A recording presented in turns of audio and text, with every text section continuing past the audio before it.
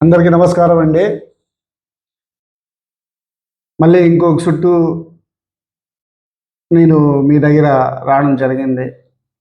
ఎందుకంటే నిన్న శోభనాపురం క్వారీ సోమరాజపురం పంచాయతీలో ఏం జరిగింది అనేది నాతో సహా మన మండలం, మన జిల్లా మొత్తం తెలిసింది. న్యూస్లో కూడా వచ్చింది. ఆ క్వారీ గురించి ఇంచుమించు ఒక 3-4 మంత్స్ నుంచి నేను పోరాడుతున్నాను. అందరికీ మండల స్థాయి నుంచి జిల్లా స్థాయి ఆఫీసర్ వరకు, బ్యూరోక్రాట్స్ వరకు అది తెలిసిందే.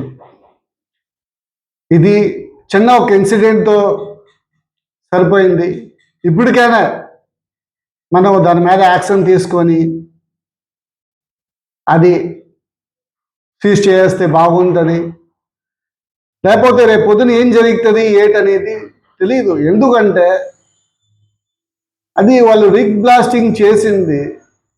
ఆ పెద్ద పెద్ద రాయిలు వెళ్ళి పొలాలకి, తోటలకి పడుతున్నాయి. అక్కడ ఎవరు చెప్పిన వాళ్ళు లేరు.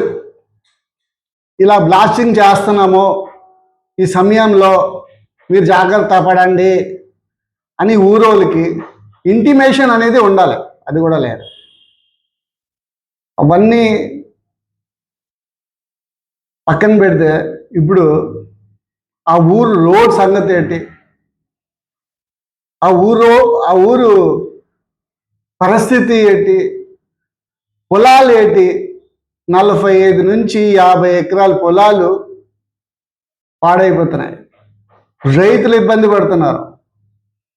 ఎన్ని చుట్లు కలెక్టర్ దగ్గర తిరగాలి రైతులు, ఎన్ని చుట్లు ఎంఆర్ఓ దగ్గర తిరగాలి, ఎన్ని చుట్లు డీడీ దగ్గర తిరగాలి, మైనింగ్ డిపార్ట్మెంట్ దగ్గర తిరగాలి.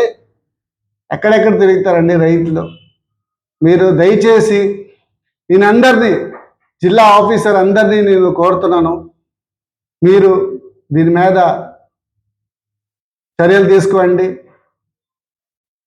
దీని గురించి ఏది కరెక్ట్గా ఉంటే అదే చేయండి. ఎందుకంటే చాలా ఇబ్బంది పడుతున్నారు. నేను వెళ్ళాను, చూశాను, చూసుకునే మాట్లాడుతున్నాను. ఎవరో చెప్పారు, లేకపోతే డబ్బులు ఇస్తారు అన్నారని నేను మాట్లాడట్లేదు. నేను స్వయంగా మైనింగ్ డిపార్ట్మెంట్ వచ్చినప్పుడు, పొల్యూషన్ డిపార్ట్మెంట్ వచ్చినప్పుడు నేను వెళ్ళి వాళ్ళకి చూపించి నేను కూడా చూడడం జరిగింది.